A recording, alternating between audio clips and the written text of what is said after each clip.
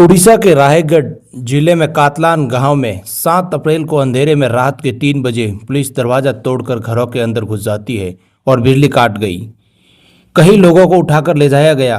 अगली सुबह जब कुछ लोगों ने इसका विरोध किया तो पुलिस ने आदिवासियों पर लाठीचार्ज कर दिया। आंसू गैस के गोले छोड़ दिए गए और फायरिंग तक के आरोप लगे। इस पूरी घटना में लगभग 70 लोग घायल बताए जा रहे हैं। पुलिस और सीआरपीएफ लगातार 24 घंटे पेट्रोलिंग कर रही है। गांव का माहौल डर और तनाव से भरा हुआ है। फसलें नष्ट हो चुकी है क्योंकि उन्हें समय पर काटा नहीं जा सका। कई परिवार अब सिर्फ एक वक्त का खाना खाकर गुजारा कर रहे हैं। ऊपर से ड्रोन के जरिए लगातार निगरानी की जा रही है। लेकिन सवाल यह है कि आखिर यह सब क्यों हो रहा है? सिर्फ इसलिए क्योंकि आदिवासी अपने पहाड़ों और जंगलों को बचाना चाहते हैं।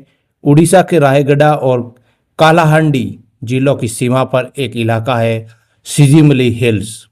ये पहाड़ी कोद परोजा और कई अन्य आदिवासी समुदायों के लिए सिर्फ जमीन नहीं बल्कि आस्था का केंद्र है। उनका मानना है कि इन पहाड़ियों की एक गुफा में उनके देवता तीज राजा निवास करते हैं। यही पहाड़ियाँ उनके लिए भोजन है, पानी है और आजीविका का मुख्य स्रोत है।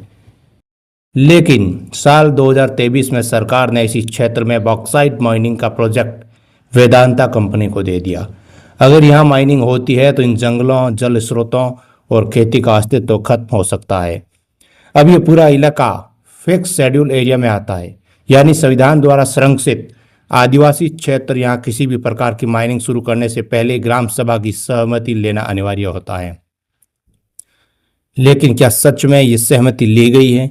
आरोप है कि भारी पुलिस बल की मौजूदगी में जबरदस्ती फर्जी ग्राम सभाएं करवाई गई। जिन गांवों पर माइनिंग का सीधा असर पड़ना था उन्हें शामिल ही नहीं किया गया। यहाँ तक कि मृत लोगों के नाम पर भी साइन दिखाए गए। लोगों को पैसे देकर बुलाया गया और जो नहीं आए उन्हें धमकाया गया। यानी सहमति नहीं ली गई, सहमति का सिर्फ नाटक किया गया। जब आदिवासियों ने इसका विरोध किया तो उन्हें जेल में डाल दिया गया। अगस्त 2025 में ट्राइबल महिला एक्टिविस्ट नारंगी देई मांझी को अस्पताल से उठा लिया गया, जहां वो अपनी बहू की डिलीवरी के लिए गई थी। जब प्रसिद्ध सामाजिक कार्यकर्ता मेधा पाटकर यहां पहुंची तो उन्हें रेलवे स्टेशन पर ही रोककर डिटेन कर दिया गया। अगस्त 2023 में 9 एंटी माइनिंग प्रोटेस्ट लीडर्स पर यूएपीए तक लगा दिया गया, वही कानून जो आमतौर पर आतंकवाद के मामलों में लगाया जाता है। क्या अपने अधिकारों के लिए आवाज़ उठाना अब अपराध बन चुका है? ये एक पैटर्न बनता जा रहा है जहाँ जो भी अपने हक की बात करेगा उन्हें देशद्रोही कहा जाएगा, उस पर कठोर कानून लाया जाएगा। फिलहाल बिना पूरी सहमति के एक 3 किलोमीटर की लंबी सड़क बनाई जा रही है जो माइनिंग साइट को स्टेट हाईवे से जोड़ेगी। आदिवासी इस सड़क निर्माण का विरोध कर रहे थे, जिसके बाद 3 बजे रात को ये कार्रवाई की गई।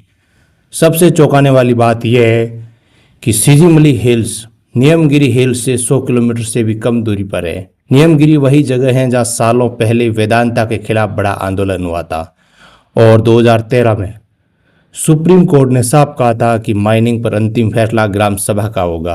जो क्या सिजमली ने उसी कानून को कमजोर किया जा रहा है? क्या नियमगिरी में हार के बाद अब कंपनियां और सिस्टम नए रास्ते तलाश रहे हैं? दोस्तों, ये ज़रूरी नहीं कि आप माइनिंग के पक्ष में हो या विरोध में, लेकिन ये ज़रूरी है कि आप ये समझें कि लोकतंत्र में लोगों की आवाज़ को कैसे दबाया जा रहा है। आज ये आदिवासियों के साथ हो रहा है, कल ये किसी आपके साथ भी हो सकता है। अगर आपको लगता है कि इस मुद्दे पर बात होनी चाहिए तो इस वीडियो को शेयर करें, अपनी राय कमेंट में ज़रूर लिखें और ऐसे ही सच और महत्वपूर्ण मुद्दों को जानने के लिए चैनल को सब्सक्राइब करना ना भूलें। धन्यवाद।